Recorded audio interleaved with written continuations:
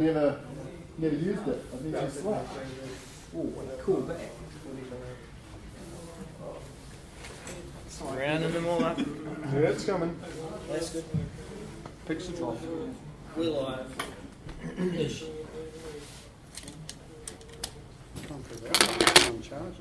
He's on the door.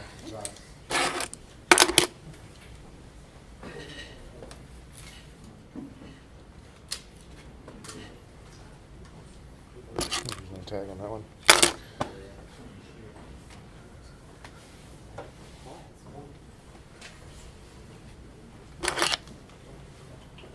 Look at all these keen people that still bravely ignored the rain and said, I'm going to get pizza and beers.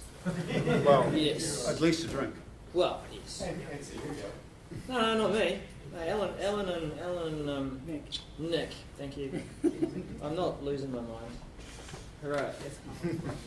You say it's debatable. For those who don't know me, I'm Daryl as a service, Daryl Webster. I have been a bit lazy with presenting at this lovely user group, but I do try and organise a bit of a live stream for those of our keen people that can't quite make it. We've got a recording. So welcome. Who's here for the first time? We usually at least have one first. Oh, we do. Oh, there we go. Yeah, it's always at least like 25%. Brendan, keep your hand down. Yeah, we have 1,200, 1,500 now. 2,000. Oh, over 2,000. Yeah, members. so we'll never actually need an event venue of that size, but yeah, really, really. Because you have a lot of pizza. Yeah, we're serving corners of pizzas. But no, it's good to have a group of that size and cover lots of different topics. As you can see, our group covers cloud and infrastructure. Kind of what else is left? I guess coding, and that's where we've got Rory and his group over in the North Shore to get that well covered. And I'm sure there's other things. But yes, welcome. Tonight is a little bit of Azure news and bits and pieces from Nick, and then Alan's going to give us a roundup of what's coming in SharePoint and in his usual entertaining and great style. And go easy on Alan because he's going to have knee surgery tomorrow. All right? Yeah. Wish him well. All right. Now, just housekeeping side of things, we do have some keys that you can use to use the restrooms because the door does lock, or it is locked now. You need that to get back in. So do take those with you and remember to leave them behind. And we'll hand it over to Nick to tell us about what's happening in Azure. Cool. Thanks, Nick. Thanks, Daryl. Cool. So as Alan's got a lot to cover tonight, it's mostly the Alan Marshal show.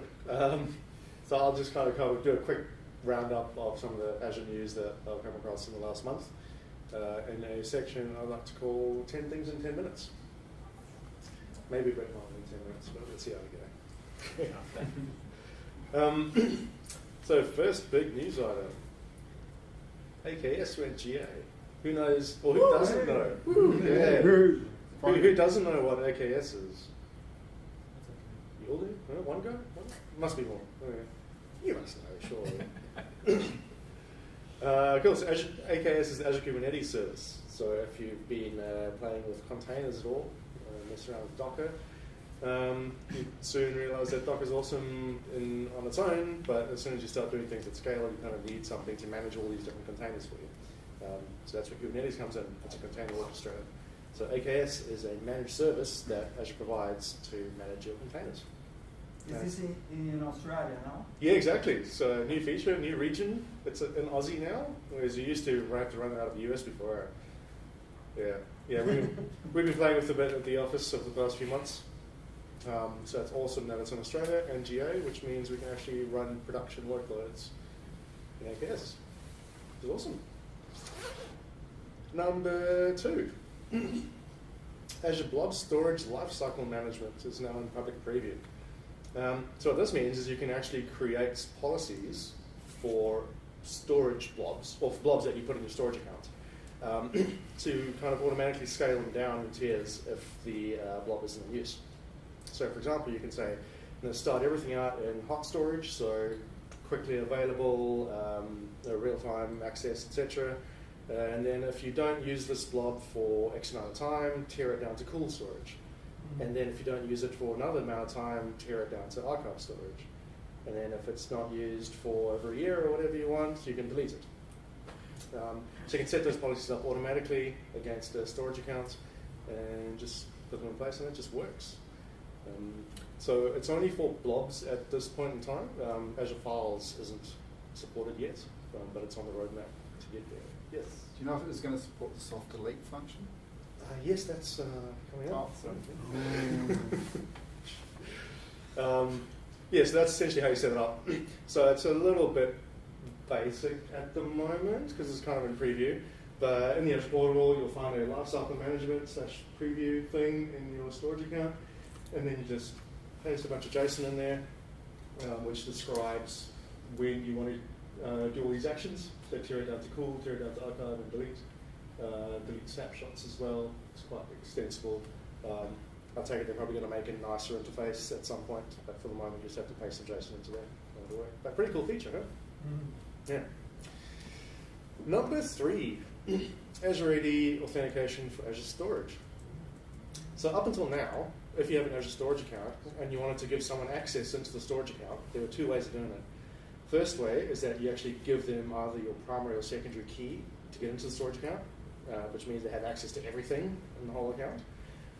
Second option is using a SaaS token, which is where you can create a specific token which grants them permission at a more granular level, and you can create multiples of these to give it to everyone who needs to access the storage account. Now, you have the ability to grant access into your storage account based on an Azure AD login. So just how you can grant people RBAC, role-based access control, access into managing VMs or other resources at the Azure level, this actually lets you get that access within the storage account now. And only for blobs and queues again at the moment, not for files, but that is on the roadmap to come along. So, pretty cool. Yeah. Number 4. There's what Dan's talking about. So soft delete for blobs is now generally available. So this is a little toggle switch that you can enable or disable on a storage account and set a retention policy. And then any blob that you delete in your storage account won't actually get deleted. It kind of just gets hidden for the period of the retention time. And then after that, it actually gets deleted. Before that, you can go back and restore it. And this works for snapshots as well. So you can take a blob snapshot, kind of delete the snapshot. It doesn't actually delete. You can go back and restore the snapshot. So it's kind of handy. You can use it in conjunction with backup policies and things, just to keep things more available. Yes? Maximum days? Not sure, actually.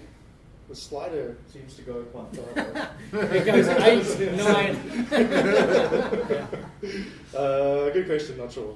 I take it it'll be a while. Good for devs, though, getting rid of all the storage and Yeah. have a play, bzz. But then, is it granular as to how far, which one you can do? Yes, that's for each blob. Okay. There's deleted, yeah. Unfortunately, it doesn't work at a container level at the moment. So if you delete a container, the container's gone. But if you delete blobs within the container, then they get soft deleted. Yeah. That's cool. The container thing's coming as well. Of course. Of course. Number 5. Oh, yes. It will not start to deleted. Sorry? It will still charge us? You still get charged for it.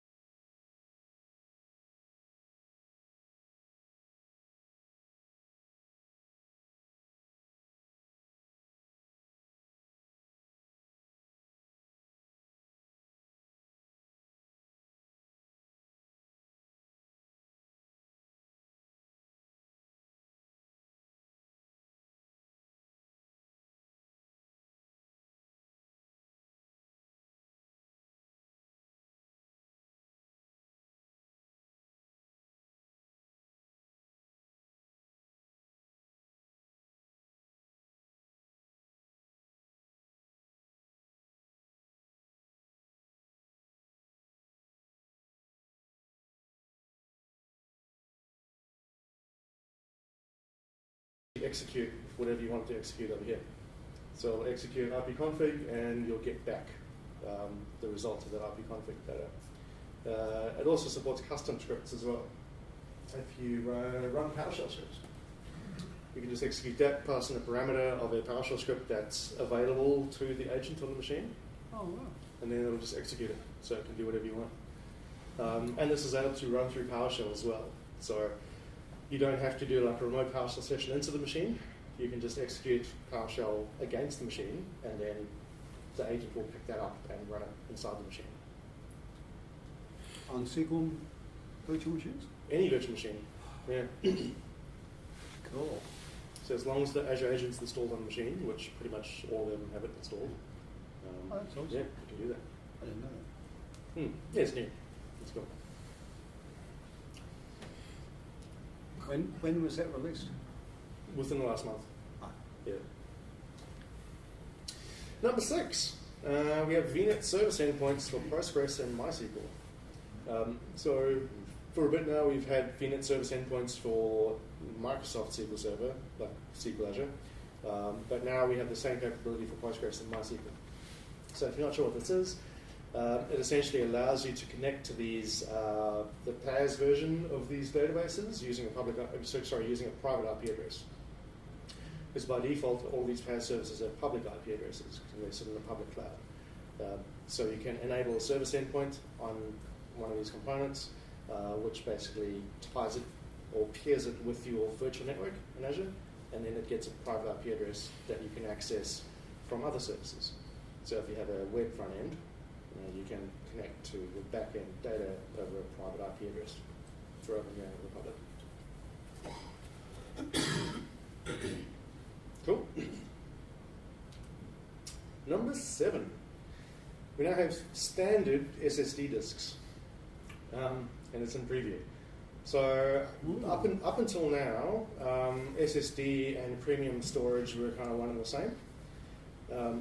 So you had the old mechanical disks and you had premium storage. Now there's a kind of middle ground where you have standard disks, but they're actually SSDs. So Microsoft's recommending that any new VM that you build, you use these disks unless you need the extra performance of premium. You shouldn't be building a disk with the old original mechanical disks anymore. The difference, you can see the kind of little table over there.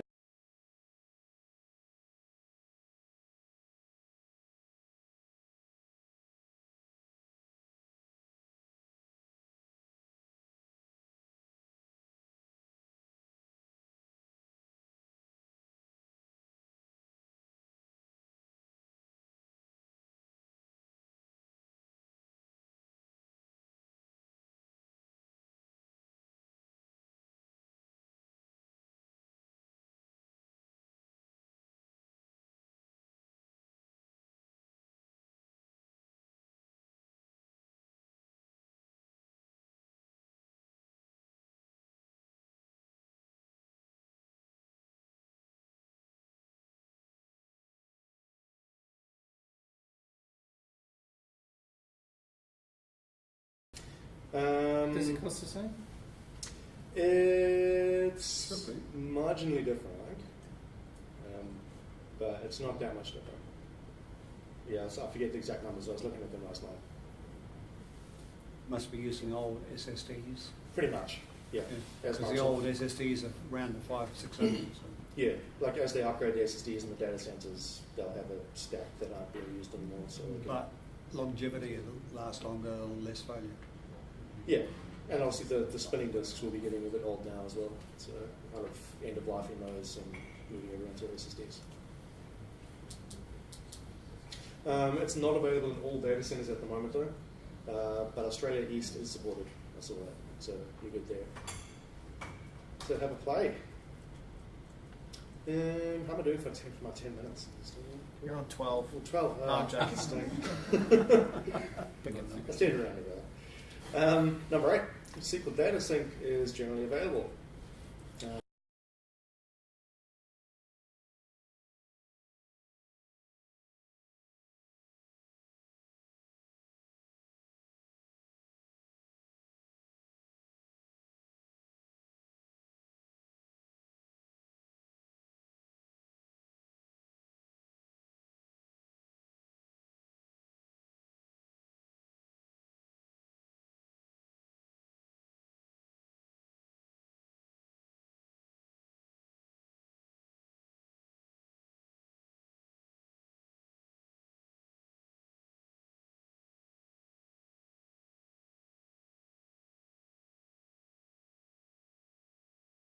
stuff happens within Azure, and you can like sync the results of the transactional processing back on-prem and then access from there.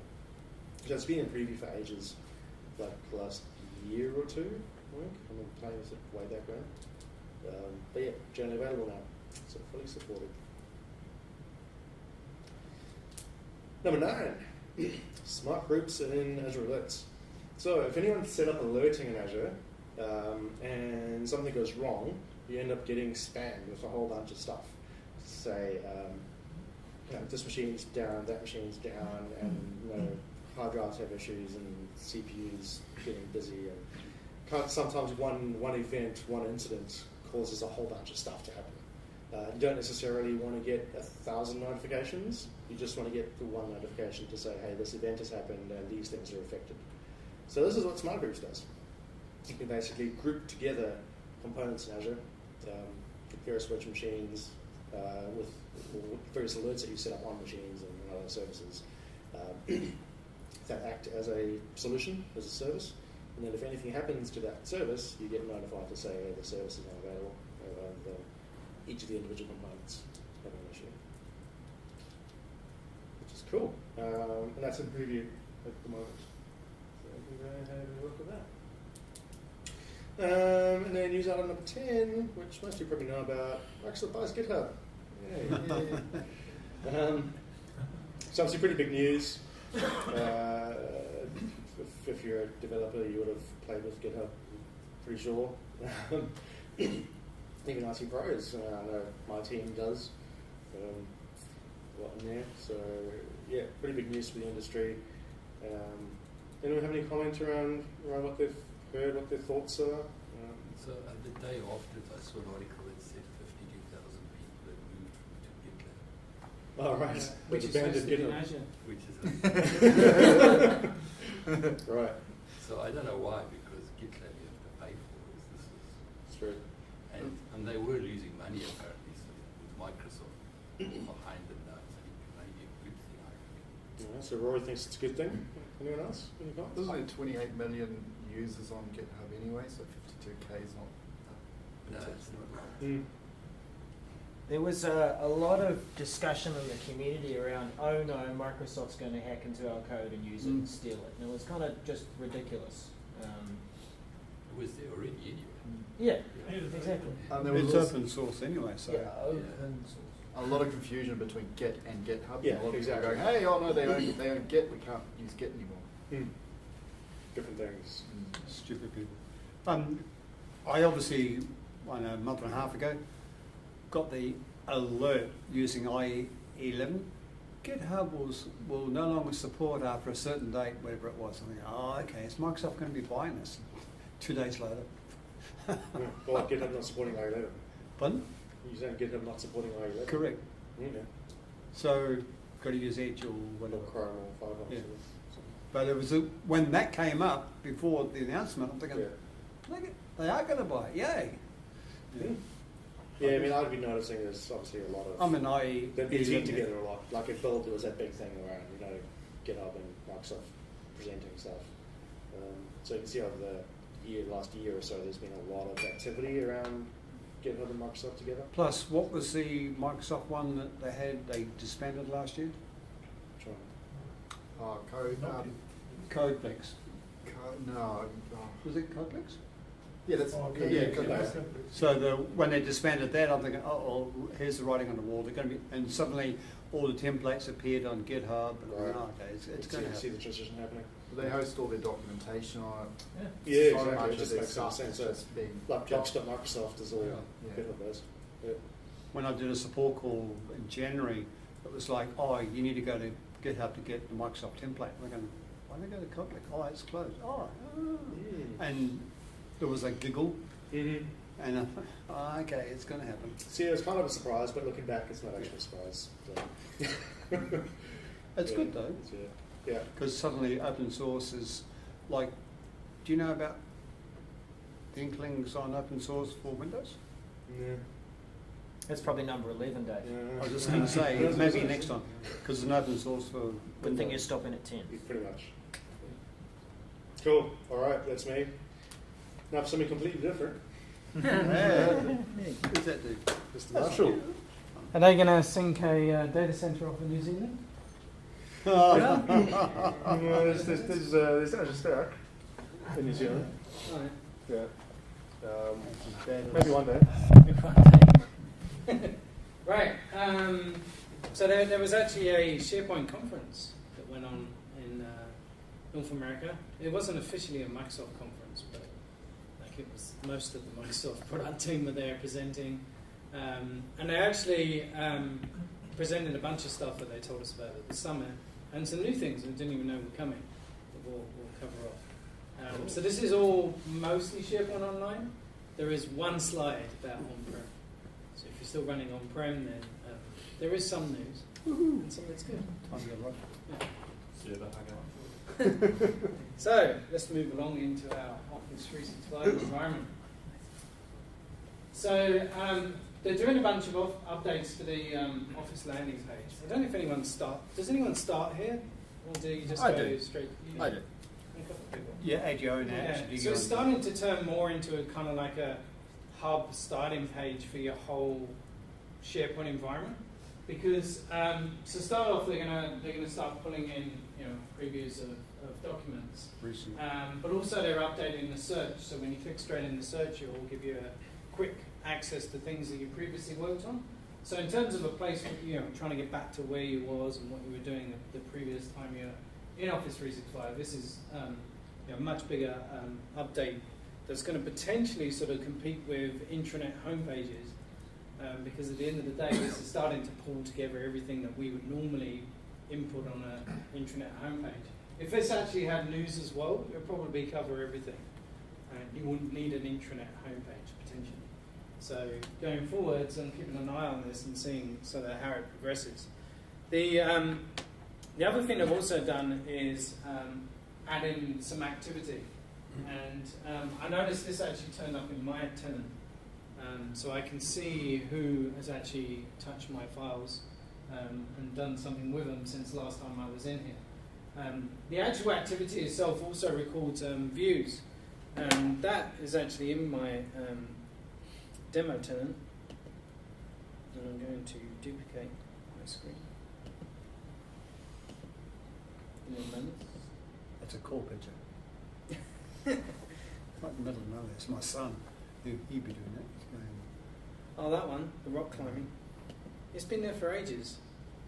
It used to update and change to something else, but I've had rock climbing forever. So this is actually, a lot of this is actually already in here, so I can see other people that have edited, and if you hover, you get their full details and their card and everything else. But also, if you go into some content, and I thought this was kind of appropriate because Marcel's in the back of the room as well, is it actually now shows you the number of views and number of unique viewers of your files as well. So a lot of people have been asking for activity on their documents and want to have some tracking of how useful their document is. Or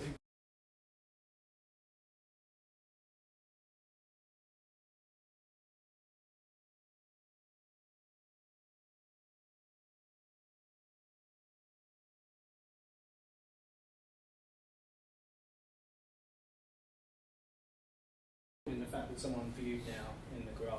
Yeah. it's good though that it's easy access versus having to go into another app. Yeah, so if you've got users asking how many people are using, how useful is my content, then this will come into your tenant. Security some- around it, sorry. I assume it's only if you've got access to a file, it will show up in your, much like Delve does.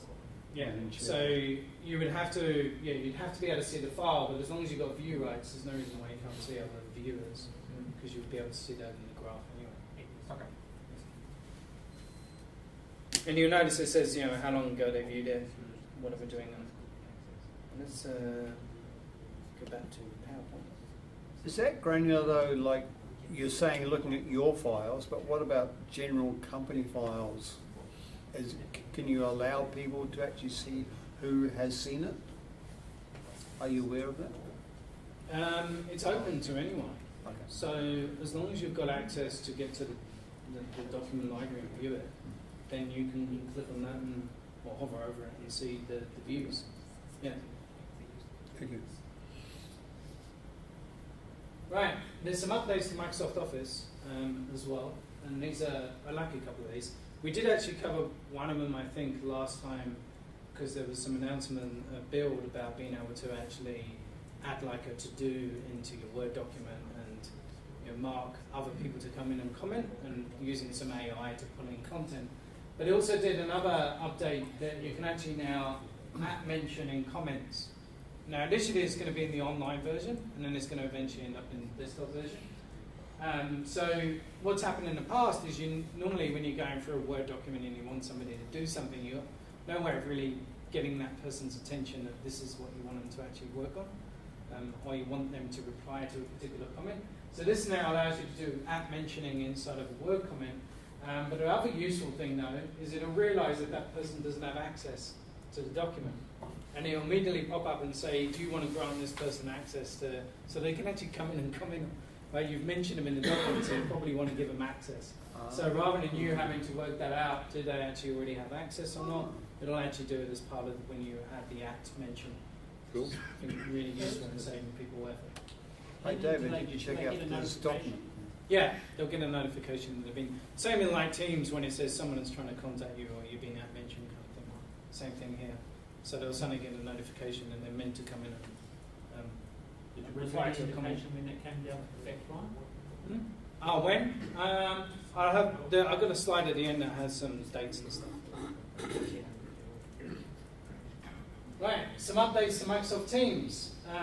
If anyone uses the Files tab in Microsoft Teams, it kind of is a bit limiting. You can kind of view documents and edit them in Microsoft Teams, but then you can't start a flow on that document, so you have to open SharePoint to start a request and approval. You can't do any of this promoting of documents in here.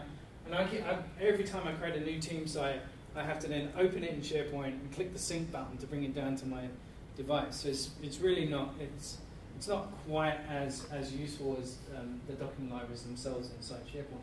And plus you don't get views as well, so you just get this one plain view of all the files in the folder. So what they're going to do is update it so that it actually has all of the functionality that you'll actually get inside of a SharePoint document library, and it will just work inside of the frame, so you won't have the outer border as it's shown here of navigation and everything else. So we'll make actually working in Teams much more simpler without having to jump out to SharePoint all the time. The other update is also with pages. So you can already add a page from SharePoint. The thing is, it's not that easy to do. You kind of got to go around, click on, add a website or something like that. But they've now added an extra button. If you haven't seen it, if you go add a tab, they've actually split document library from SharePoint. So if you go document library, then you'll find all the document libraries to add into the team space. But now if you go SharePoint, it will actually show all the pages that are in the site, and then you can pick one of the pages to add into the tab. And this is really useful if you want to. I had a customer I was talking to during the week, and they were trying to migrate into Teams, and they had a page inside of SharePoint in their old version of SharePoint, but they just had a bunch of links to different systems. Right? They can't add them as tabs because some of them are not HTTPS endpoints, and you can only add HTTPS endpoints into Microsoft Teams. So what they did is they created a Word document and added images in the Word document, and then hyperlinked the images and embedded the Word document in here. And I went, why didn't you just create a SharePoint page and add the links on as quick links? I'm like, oh, I didn't know. And that was partly because they couldn't actually add it as a tab. So creating other uses of Microsoft SharePoint pages to bring other content into Teams is probably a really good use case. Yeah, one we got question was, can you pin multiple documents to the same tab as a way of creating a makeshift document set? And that's one way to do it, is having a SharePoint page, embedding it or linking it. And you can go file view, in that way. Yeah. Or something. Yeah. Right, web parts. I actually have some of these new web parts. I was quite surprised to see them in my little tenant. So, how many people want the weather web part? It's top of the list. Like every time I get an RFP, someone says, we need to migrate our content. It must include a weather web part. Like, really? Is that like the most important thing?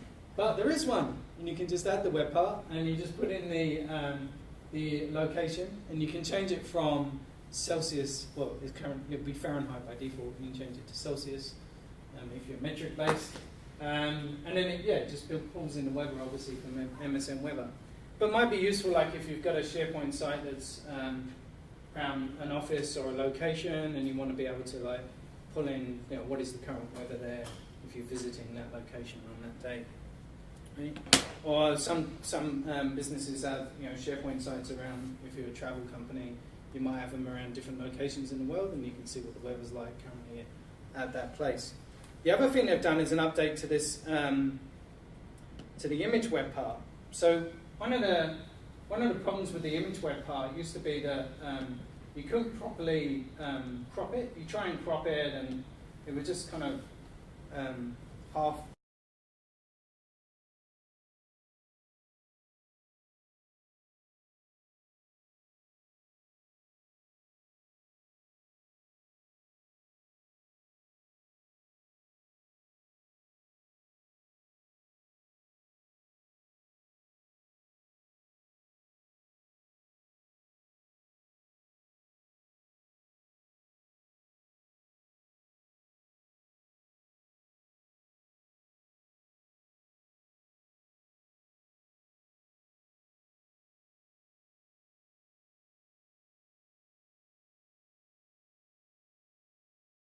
Alt text, which you can then change it, or you can keep that and it will populate the alt text for you as well. So for people that, for accessibility standards, where you should put alt text for every single image, that just kind of prompts people that you should be putting in alt text in here, whereas a lot of people add images and don't bother putting that in. So I now have a great page with some weather and a cropped image that I can hyperlink, which is really useful. Surprisingly, originally you could add an image but not hyperlink it. It's like a common thing that people do. The lowest common denominator is what Microsoft built. There is one other web part when this moves on, and that's the location one. You still need a big key for this, though, by the way. But you can now just add location, enter the address, and it will just like show the image from Bing Maps, and then actually it's you can zoom in and out and show the aerial photograph of the road. And that's another common web part that everyone sort of just asks for. Can you have a location map? And we've had to add just fixed images and things on the pages. So more web parts. The other one, they're actually updating the document web part, and basically it's the same thing as it working inside of Teams, and we'll get to the web parts in Teams in a minute. But if you've added a document library to a SharePoint page, lots of people used to do it in older versions of SharePoint. It used to actually have reasonable amount of functionality, whereas in the one in online, it just used to show you a list of documents and the other columns. It will now actually have much more of the functionality, including it'll actually do column formatting. So these ones that are in red, someone's added some column formatting to go if it's overdue or something, colour it in red, or a progress bar or something like that. So all of that will work within a document library that you embed in the page. And this one, this is the most useless picture, because how can you tell this is audience targeted? It's just a list of links. But anyway, the other thing that people have been complaining about for a while is that they can't audience target content. So a lot of people use this feature in their intranets to be able to say target this to just people that are new starters, or target to people that are in a role of manager, and then actually have specific content just turn up for them. Right? And you haven't been able to do this in the modern pages. All you've been able to do is filter by metadata. You can't actually say based on who the person's audience is. And this will actually come to not only the content, so you can filter it, but you'll be able to actually say which web parts show for which people as well. And that's been like top of the list of things that people want in their intranets. And it's kind of stopping people from migrating as well. Did anyone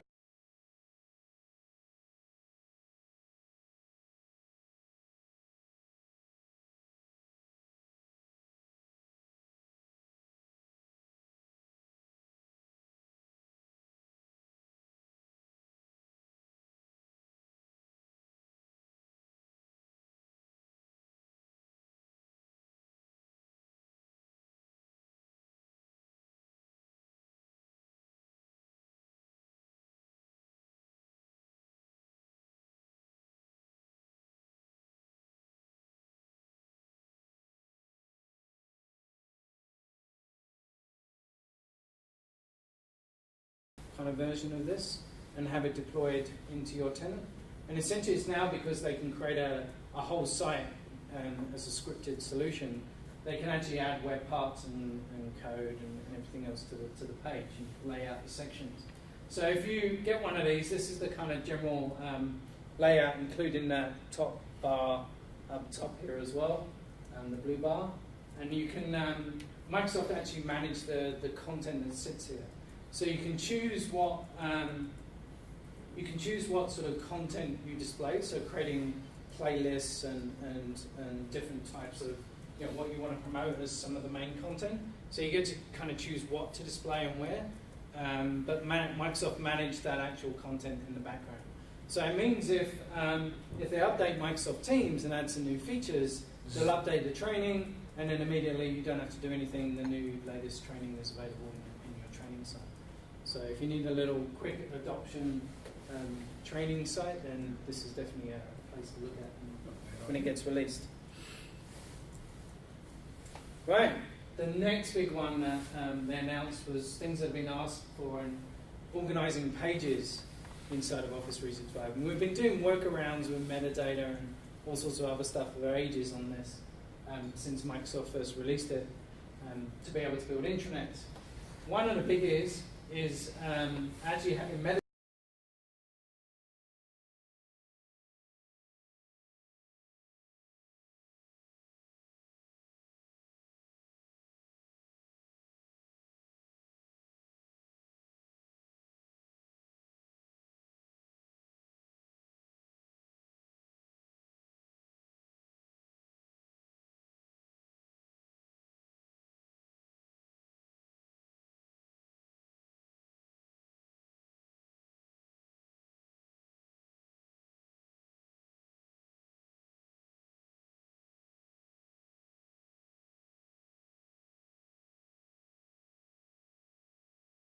Showing here kind of what the region or activity or role that page is actually about.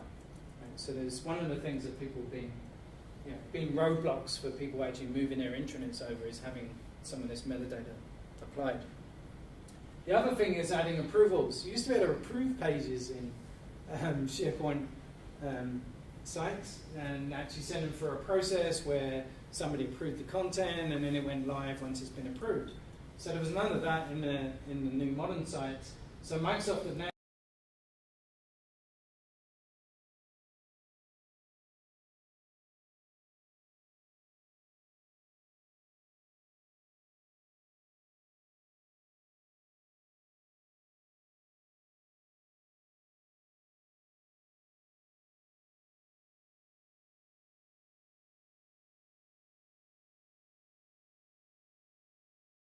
as they used to, like you've been asked to approve this page, it'll appear in Flow as one of the approvals that you need to run, that'll navigate you back to the page.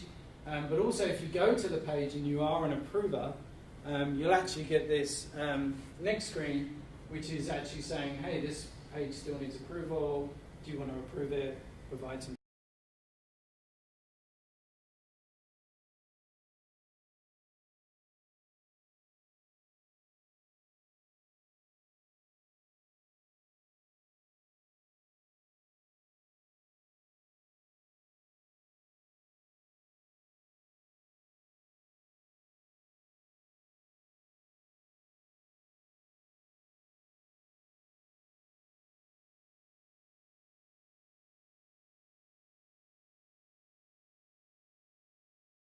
It doesn't matter if you post news to a team space or news to a communication site, it's just news.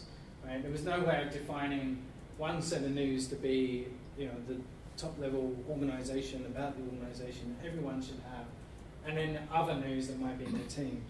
So what I do is actually have this kind of promoted thing to actually say, hey, this is the main news, so that green bar pulling out the content to actually show you which ones are actually from essential news. And then also they'll do some branding as well. So at the moment, if you're using the mobile, SharePoint Mobile, you just get like this out of the box branding. So they'll actually pull through the organizational profile branding and they'll actually brand the mobile app with those colors as well. So it feels much more like it's your corporate version of the SharePoint app rather than just the Microsoft one. Right, hub sites. They're doing some more. Anyone using hub sites yet? Does anyone know what a hub site is? Oh, just out. So, At a guess. Somewhere where you can go that you can change and help and invite people through. Sort of. It's Well, about that's joining. just Just a guess. Huh? What's a hub site? A hub site. What is it? So with communication sites that Microsoft pulled out, each of them is an individual site collection. Right? So you might have your top level intranet, that's a communication site. HR might have the communication site, that's its own isolated site collection, and then finance will have one, and any other department. But there was no way of creating a sort of structure to that, or being able to pull the content in across all of those sites. Right? You could kind of fudge it with some search filtering and things like that, or create a custom navigation. So what they came up with is the concept of a hub site. So basically being able to say, here's my top level site, and then I want to associate these other sites with that hub. Right? And they don't have to be other communication sites. You could have a hub site that's a program of work, and then include a bunch of team sites or all the separate project sites and make them into one hub site. Right? You can't actually tier hub sites, so you can't have a hub site in a hub site, and it's only like a site is associated with a hub. It's not like it's associated with more than one hub. So it's just one-to-one kind of relationship. But they've done some updates to when you add a hub site, you can actually create a script. So if I add this site to a hub, I can get it to run a site script, and then it'll actually do some configuration on this site to fit with whatever the hub's setup is, which might be add people from the hub site as owners of this site you just added. You might get it to apply the theme of the top level hub site, and then potentially they go here like add some navigation elements. But pretty much anything you can do from a scripting perspective for a site design currently, you'll be able to do when you add it to a hub to apply the same set of configuration. And also, there's going to be a specific type of design for news. I think this might actually be deployed already. But you'll be able to say, show all of the news across all of the sites that are part of this hub, and it will have this kind of layout.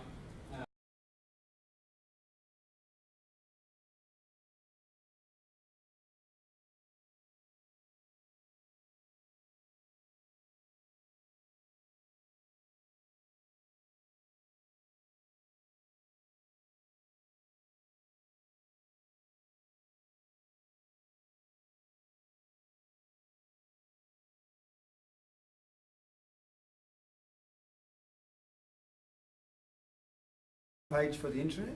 Yeah, I mean, that's one use of it, is to create a hub site, which is your top level intranet, and then each department has their own communication But you're saying site. they're a one-to-one relationship? Yeah, you would just join each of the department sites to the hub site. Okay. Right, but they can't be hub sites in themselves with further sub-sites. Alan explained it a bit in terms of how we used to do it with sub-sites and yeah. restructuring of an organisation. Yeah, that's a good explanation.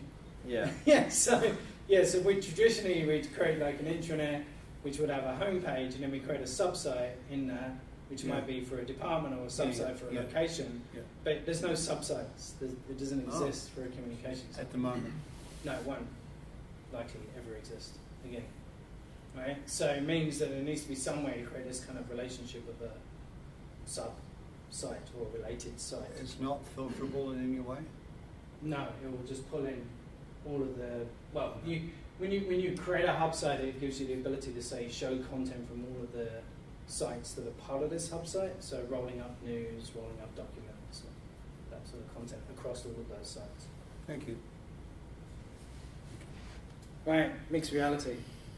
We're actually going to do some, I'll show you the video if you didn't actually see it from the SharePoint conference. You can close that tab. Do you not need that tab? That's my... What tab, that tab? There you go. Right. More than ever, dynamic, impactful.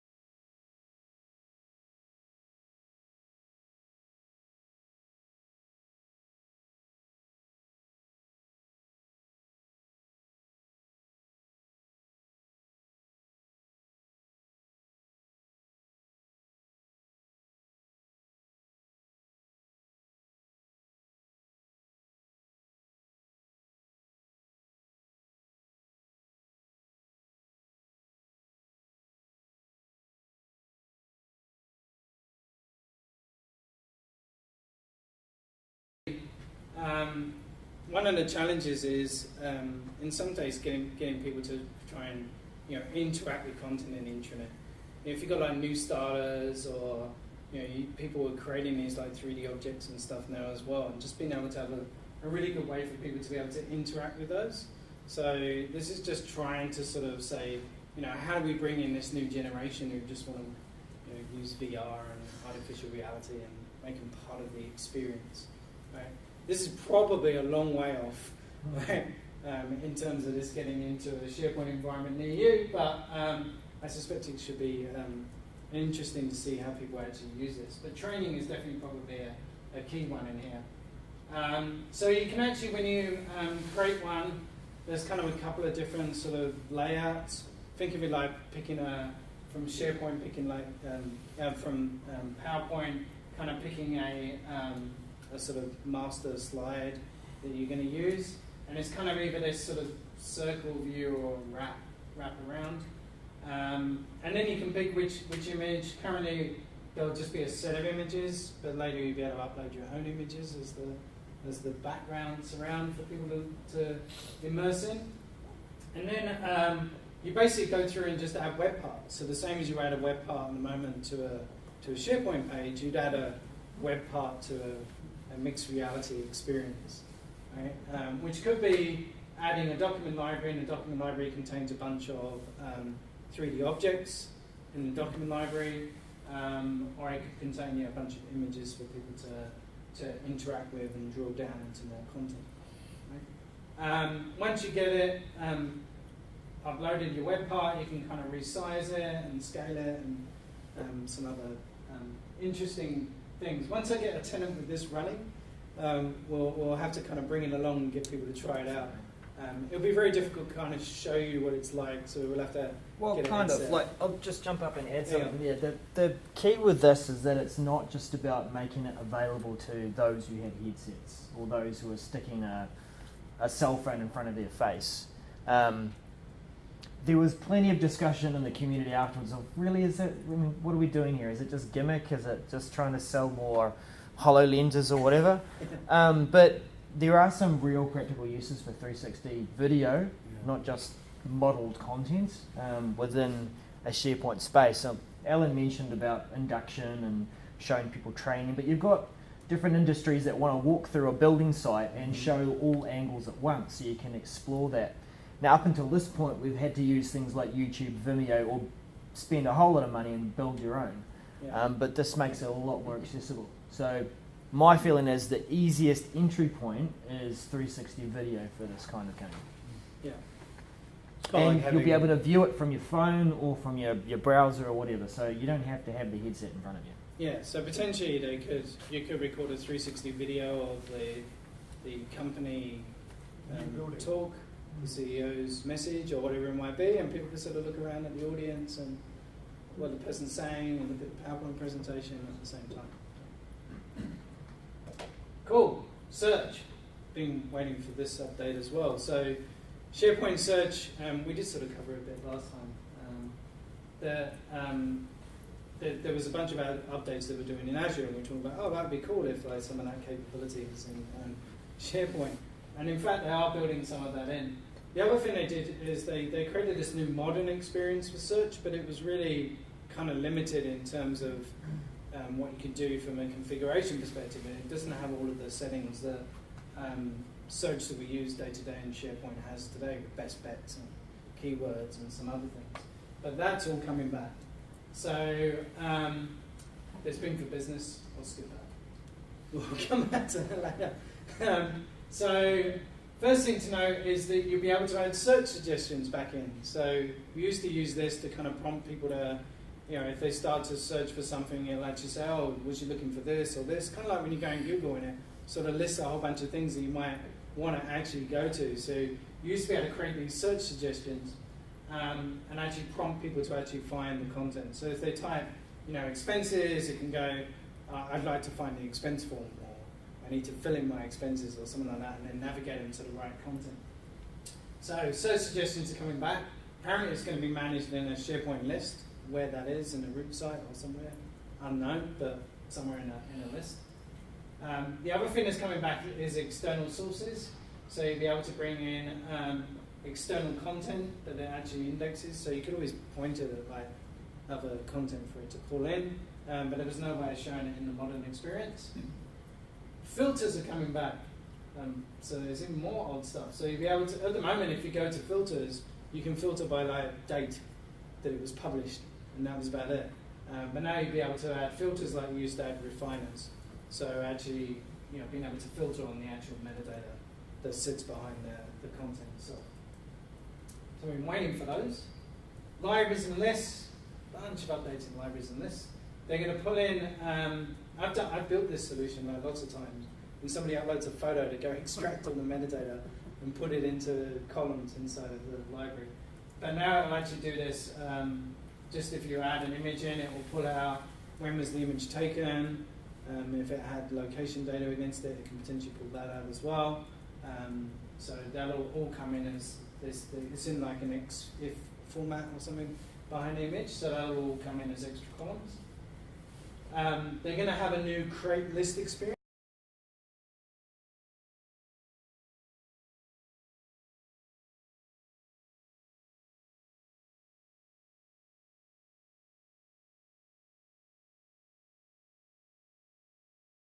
Actually go create a new list, and they'll have a set of like common types of lists that people create, and if you pick one of those, you can say, oh yeah, well I want like a inventory management list, and then pick which columns out of that template that you actually want to include in your list.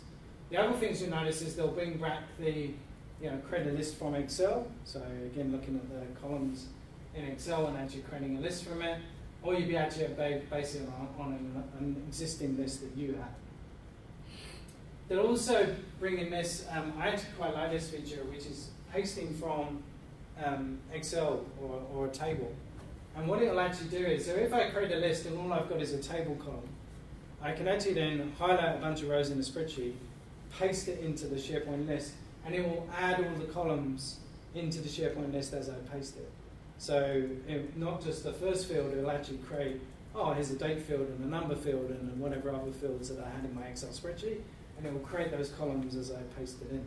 So that's a really cool feature. I quite like that. You'll also notice from here, again, you could just do import from Excel, or actually import it from another list as well. So actually I want to copy this stuff from this other list and bring it into this one.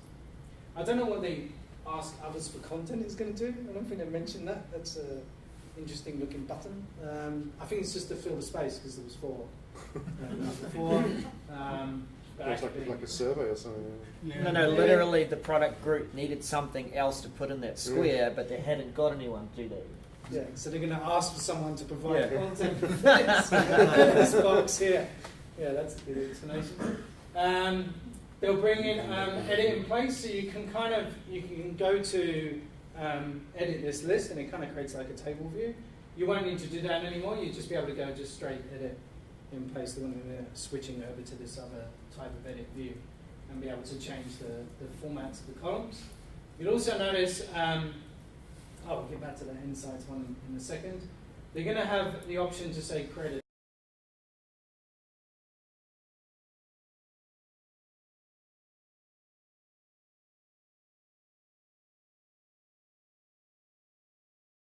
something with their item, like review the Word document or something like that.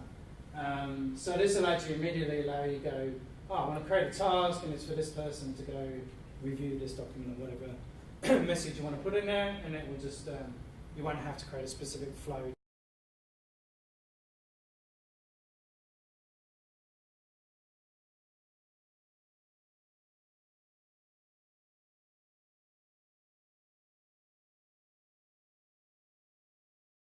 Create a location column in SharePoint Online. At the moment, you have to run some PowerShell to actually do it, because you can't even go add column, it's a type location.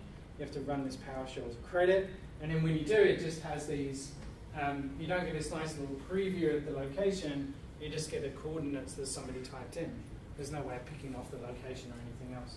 But they're going to update the location column, and it's going to show a little preview, and bring in all the address and everything else. I actually have someone who was asking for this the other day. I was like, maybe we should wait, because something might happen. Insights from Power BI over your SharePoint list. This will probably require a Power BI license, I should imagine.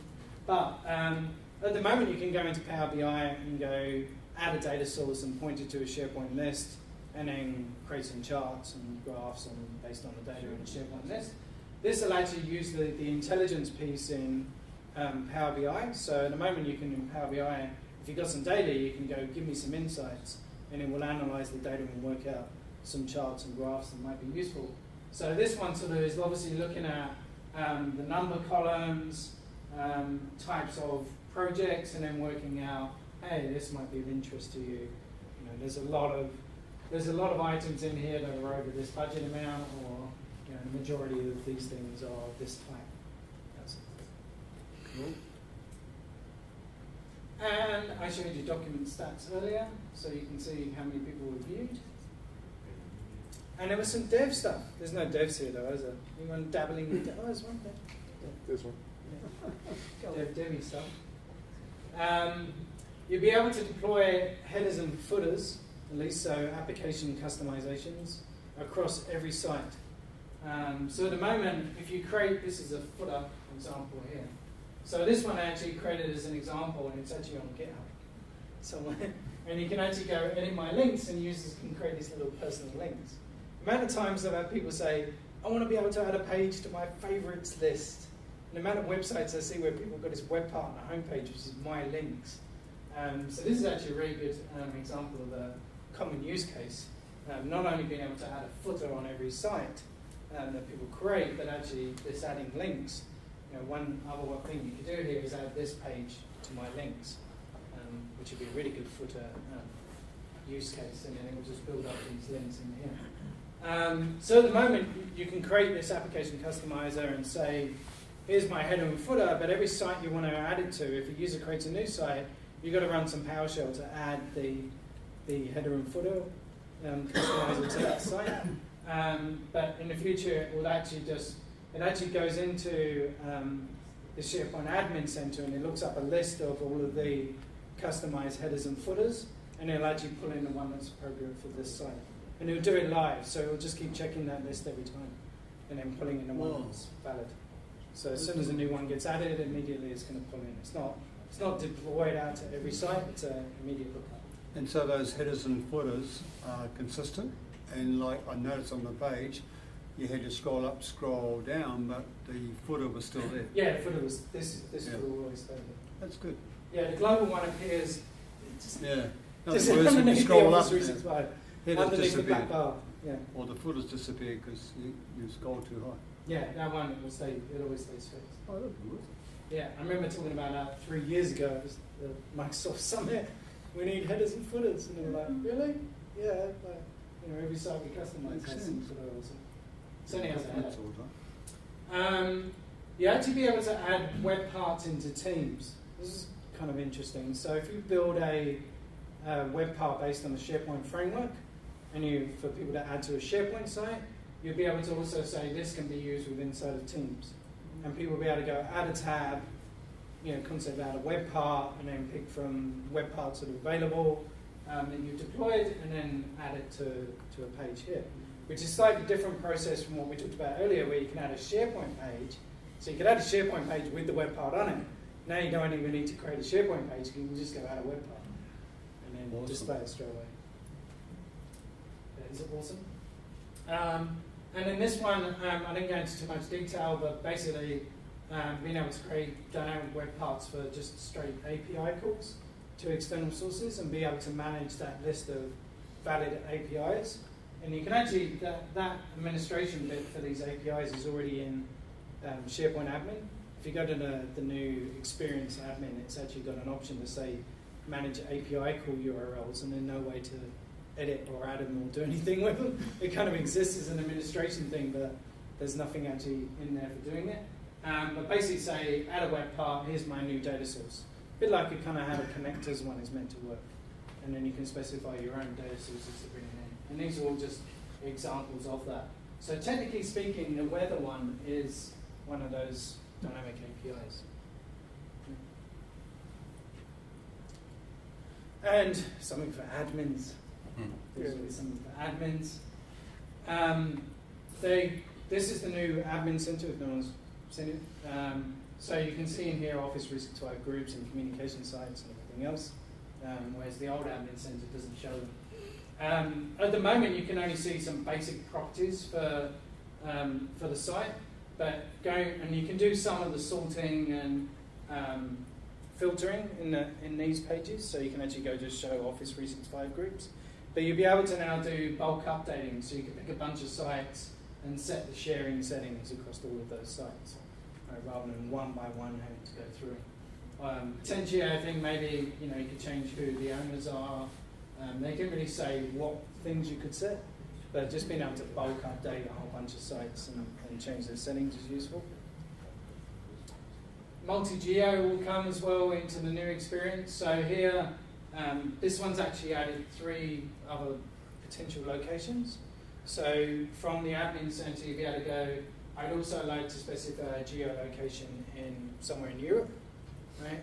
There's quite a few companies in New Zealand that have offices in Europe that potentially might need to do this, just as part of GDPR, to be able to say, locate that user's data in their local data center rather than living inside of the one in Australia, which is where it would default to. And then what it does is you can then tell it to basically move the person's OneDrive there, move their email there, and if they create a SharePoint site, it gets created in the location of the person who created the site.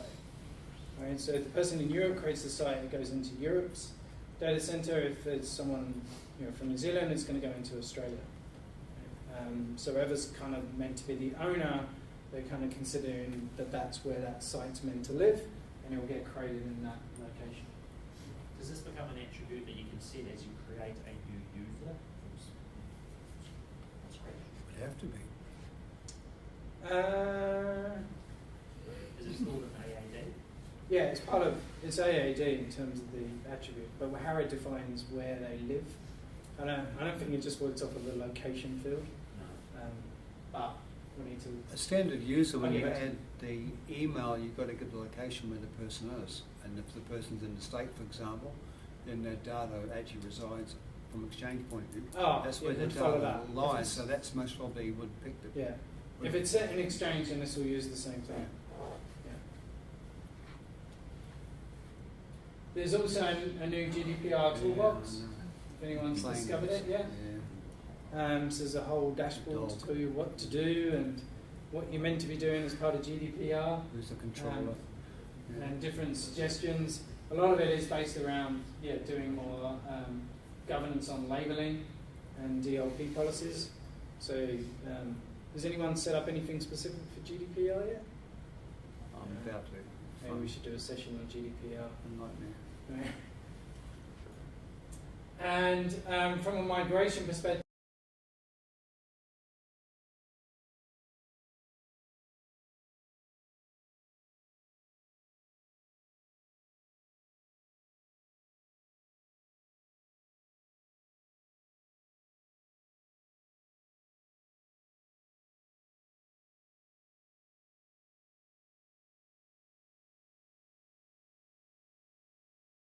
and it uses the what they call insane kind of mode, where it actually pumps all of the documents into Azure and then tells Office 365 to import them. And it actually runs fast. Like we've been migrating sites, and they take like 10 minutes to move 150 documents or something. So it's pretty quick. But now they're going to add lists as well, which you think would be like, normally you would do lists and documents, but lots of people just needed to move documents across. But now we'll do custom lists. And you can actually select which ones you want to migrate or just do the whole lot. Whereas before it was just do the whole lot. You didn't get a choice of just migrate a subset. You can now recover your OneDrive from Windows Defender, this is obviously very useful if you get some ransomware and it just trashes your OneDrive content that you've got synced to your local machine. But Windows Defender will actually pick up that you're syncing that library and it just got screwed up with some ransomware and say, do you want to restore where you previously was in OneDrive? And it will know when to tell OneDrive to restore itself to. So it's actually Windows Defender managing the recovery of your files. but actually getting OneDrive to do the restore and the resync down from your OneDrive, which is quite nice. You can, at the moment, you can go into OneDrive and say, I want to restore it from there, but just having that hook into Windows Defender makes it much more simpler for the user because it just pops up a message. Right, who's using SharePoint Server? It's one guy. That's good. On premises. Oh, this is 2010. So unfortunately, So 2019 is about to come out. And so at the moment, if you've got a 2016 server, then actually you can use the modern framework, so you can create framework web parts, but there's no modern site, so you can just add root framework web part to an old style classic site, which doesn't really make a huge amount of sense. But actually they're going to add in the kind of OneDrive syncing, so the whole files on demand will work with 2019. Modern team sites and communication sites will now be part of the on-prem, so you better create those as you do online. Don't know how they're going to make hybrid easier. I think it's not too bad at the moment, but obviously some improvements for admins in terms of how that's configured and set up. And all of that's so that it's going to be summer is, of course, summer in the US. Oh, I don't know why they don't put actual. It's August, or it's they just assume everyone's in America. Well, it's a nice sort of 3-month buffer. If they can't deliver it at the beginning of summer, then release of fall. That gives them 6 months, doesn't it? So yeah, 6 months from now, something will get released. But there'll be previews of this. Whether we'll get round to it as a user group of installing it and looking at it, I don't think it's going to provide much value, but we could do it as a little exercise. Well, it's a case of look at what we have on prem now that's been in online for a little while. Yes, it pretty much is. So when things coming, well, the top one actually.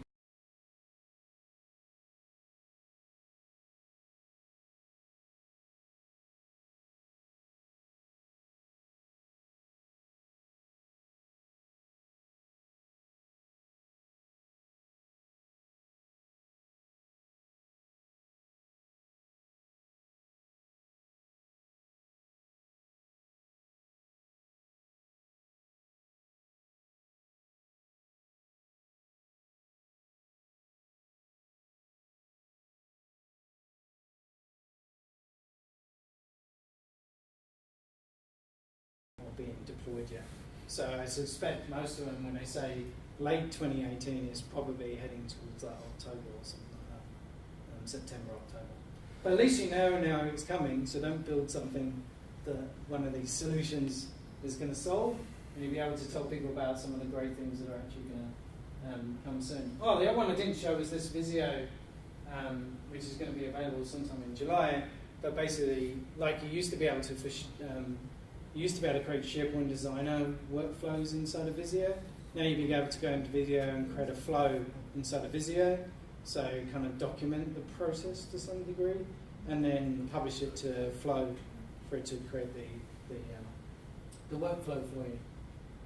And then and uploading files from Microsoft Forms, which you can't do at the moment. You can only just pick off questions, but you'll be able to actually upload files and then process those with Flow when they appear. Anyway, I'll share this deck so you can have a look for all those to your heart's content. But don't expect a lot of that very soon. It'll be later. And that was it. What feature did everyone think was their favourite feature or the one they're looking forward to? You want to have one? Document libraries and teams, and I'm a fan of SharePoint Spaces. SharePoint Spaces. Anyone else with SharePoint Spaces? No. Excellent. Document libraries getting better and teams will be a big boost. Yeah, I think so as well. That's sort of today. Yeah, it's holding it back a bit. Yeah. I've had a number of times gone to people that are running pilots of teams and just they go, how am I meant to do whatever with the document inside of the you go, oh yeah, you can't do that yet. There's just so many little things that are holding people back, I think. The most used button in Teams open in SharePoint. Yes, it is, probably. And maybe why they're updating it, because it's the most used button. Yeah. All right. Well, we kind of finished a bit earlier than normal. Awesome. 15 minutes earlier. Hope that was of use. I probably won't be here at the next session because I'll be on crutches hobbling around. So I can still make it. I'll maybe go online and do some comments. Well, we've had 3 people watching. Three people, yeah, yeah. and asking questions like, was the stream paused for a little while? Oh no, it's back now. Great. That'll be when I try to run a video for it. Yeah. Thank Cool. you, brother. I'll leave you with the picture of someone climbing a mountain.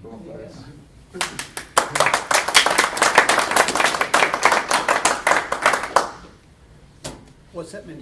You having a replacement? Or? I need my ACL done.